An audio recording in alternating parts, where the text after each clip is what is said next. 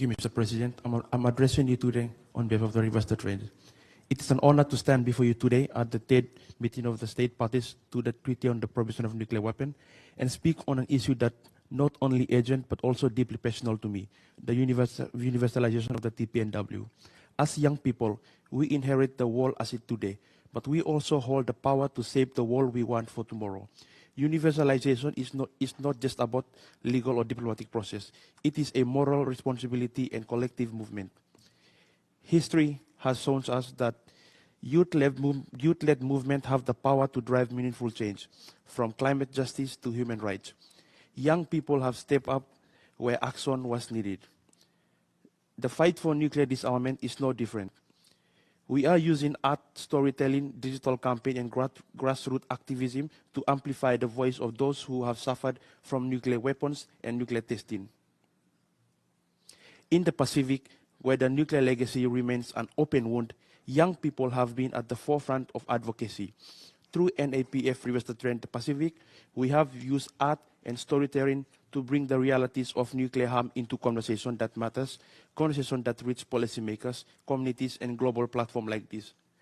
But awareness alone is not enough. We must turn knowledge into action by equipping young people with the tool to engage in diplomacy, push for national commitments, and pressure governments that remain hesitant to join the TPNW.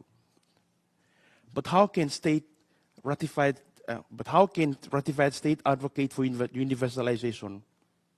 Universalization does not rest solely on the shoulders of civil society. Governments that ratified the TPNW have the duty to advocate for its expansion. Like ratified states should actively engage with non-signatory states, particularly those in their region, to promote the treaty's benefits.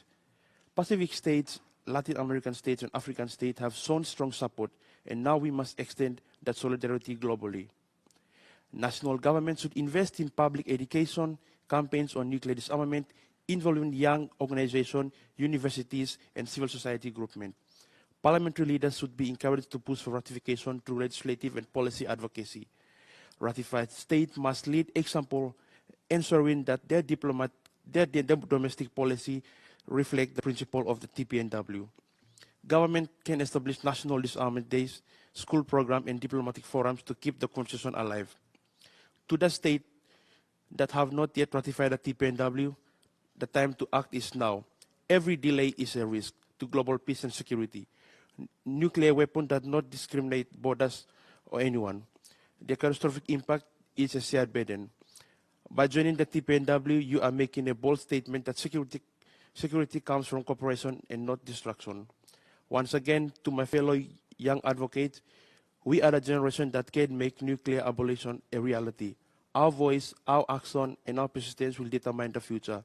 Let's continue to educate, mobilize, and push for a world free of nuclear weapons. Together we can achieve universalization. Together we can build a safer and more just world. Thank you, Mr. President.